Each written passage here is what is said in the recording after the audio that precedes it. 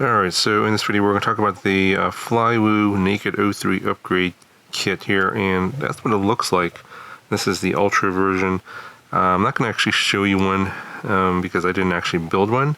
I'll explain why a little bit later in the video. If you want to see what this looks like, there's a really good 3D render of the Ultra and the Lite version of this and what it should look like in 3D. You can kind of see that as to how it's going to look. It's pretty much exactly what it's going to look like in real life. But yeah, I bought a bunch of these. I got 3 sets of these, the case kit plus the filter set. So if you buy the filter set, you're going to get 3 filters, ND4, 8, and 16, just like the picture. The UV filter comes in the case kit here. So you get the, well, it's missing here, UV filter, the camera adapter, and the little the metal pieces that hold everything together.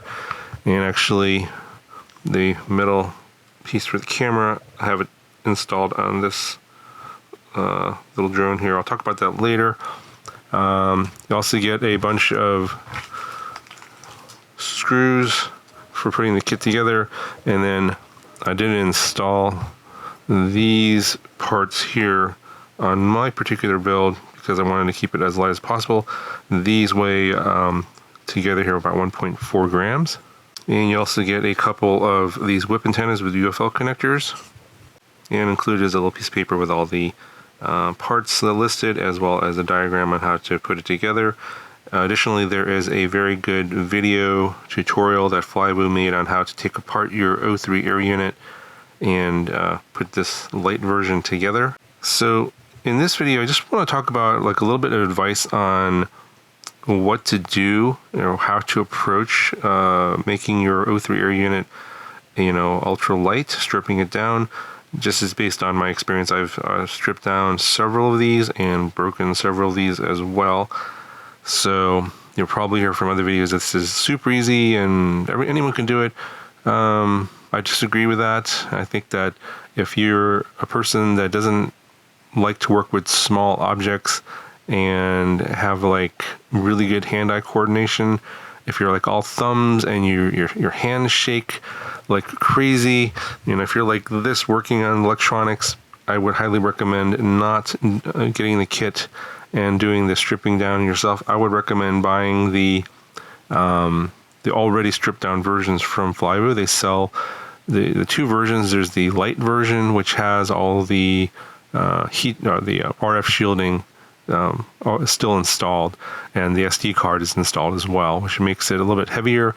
And then there's the I guess they call it the Ultra version that has all the RF shielding removed, as well as the thermal paste, and there's no SD card slot on that one. That's, I think, 18 grams. So basically you can go from 37 grams for the full air unit to 23 grams for the light to 18 grams for the Ultra.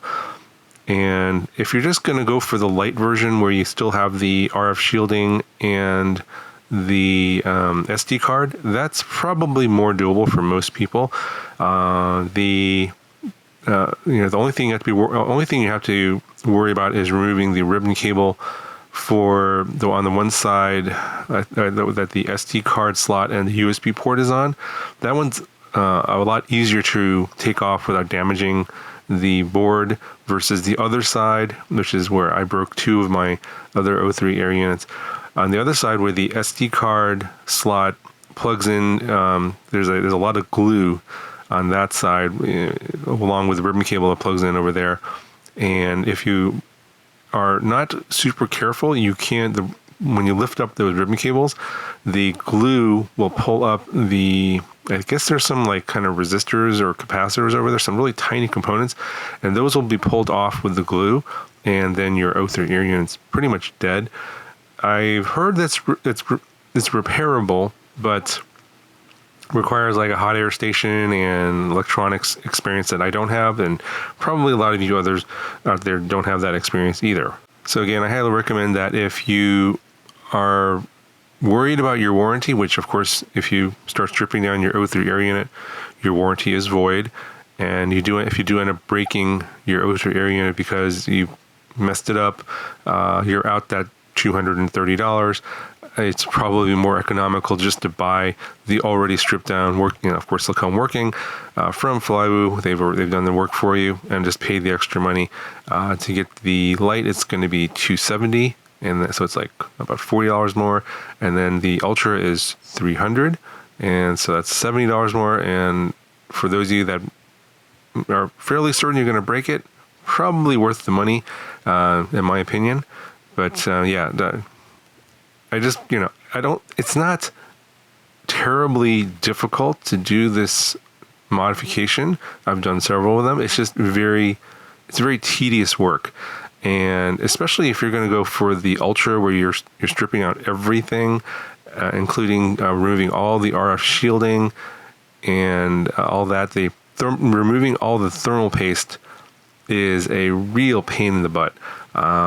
It's a lot of weight, because you can get this down to like almost, I don't know, on the special build that I put together here, I was able to get rid of the SD card slot on this one, and I got this all the way down to a little over 15 grams, like 15.2 grams, not including the UV filter, just the camera and the camera adapter. And then I am using a 60 millimeter cable here, which you have to buy separately. They don't include that in the kit.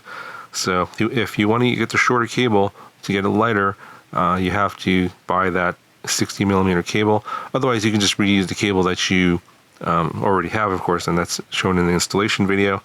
But I got this down. If the air unit plus the camera, not including the UV filter, is 15.2 grams, and then the UV filter adds like another gram, like 0.9 grams. It's like 16.1 grams with the UV filter, and I'm assuming the ND filters are about the same weight.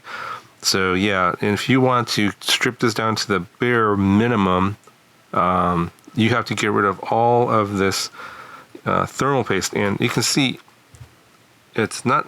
I even have some here, so like I recommend getting like this plastic spudger tool, something like this, to scrape away all of the little pieces of blue thermal paste that's pretty much everywhere, and it's really messy. It gets everywhere, and you can see, I can still see some here that I missed. I can kind of scrape this off here, like so, and you can see that's all extra weight.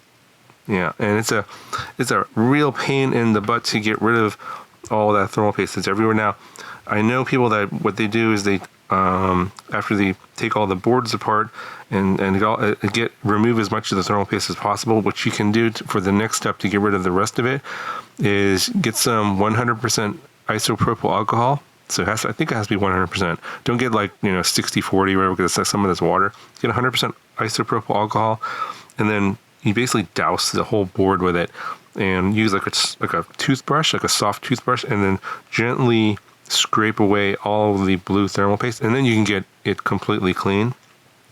Now, honestly, I don't know if that's going to come clean from Flywoo or not. I heard iFlight is going to have some of their naked O3 air units directly from DJI, which I'm assuming won't have any of the thermal paste on it, which is probably going to be the lightest. So just putting it out there, it is very messy. It's a very tedious, and it's time consuming, because you do want to take your time. You don't want to rush it, because you don't want to break it. But once you can get, everything stripped down the way you want, then you can get, something done to like this, which is like a little over 15 grams. And I'll talk about this one in a future video. Not on this one. This one is, if you're just curious, this is the Meteor 65 Pro frame. And for those of you who are really wondering, how much does it weigh? How much does it weigh? Well, put your guesses down in the comments below. Let me know what you think this weighs here. This is Meteor 65 Pro frame with a naked O3 air unit on here. And I already told you the weight of that is 15.2 grams, and not including the UV filter. But yeah, let me know what your guesses are as to how much this weighs. You'll be shocked when you find out later. And I'll post some stuff I'll post some sneak preview photos of this with the weight on my Instagram, if you guys are wondering, are super curious and can't wait, because I'm not sure when this video is going to come out. It's going to be a while, but yeah, just going to show you that. Just sharing my experience. I've stripped down a ton of these, and in most cases, I've left on a lot of the the RF shielding here. I didn't remove those, and the SD card, just to be safe. That's like the easiest modification, but you leave a lot of weight on the table. So obviously this here is like 23 grams versus getting that down to like 15 grams. It's like, that's nothing. It's a lot of weight. It's like 8 grams. They're just, thermal paste you're talking about, and these little metal RF shields there. So like, for example, on this video where I made this pretty light, it was 57 grams.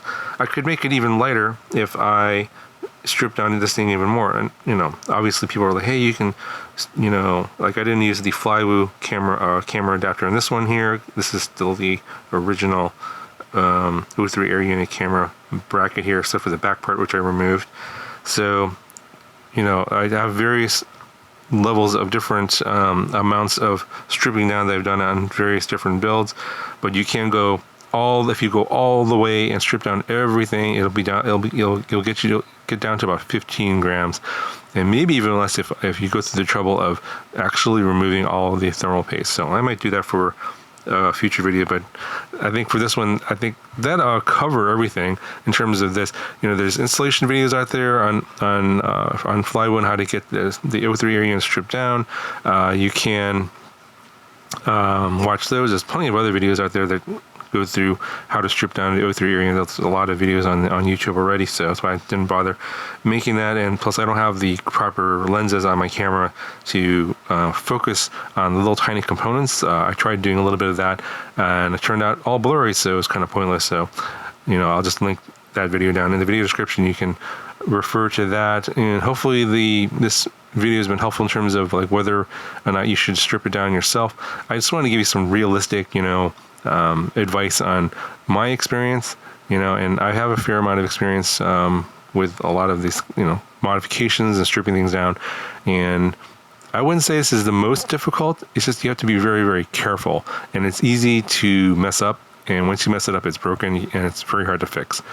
That's all I have to say about this one here. Obviously, this is a great setup here if you want to use the little metal brackets on a heavier setup, like a 2.5 inch setup. Is that this 1.4 grams isn't going to make any difference, and it gives you better mounting options, better than using dental floss, which is what I used over there in that other build. But you'll find out later that 1.4 grams makes a difference because it's so light. Anyway, that's going to do it for this video. Hopefully you found it helpful. If you did, please give the video a thumbs up. That really helps out the channel. Links will be down in the video description for everything I talked about. That'll do it for this one. Talk to you guys in the next video.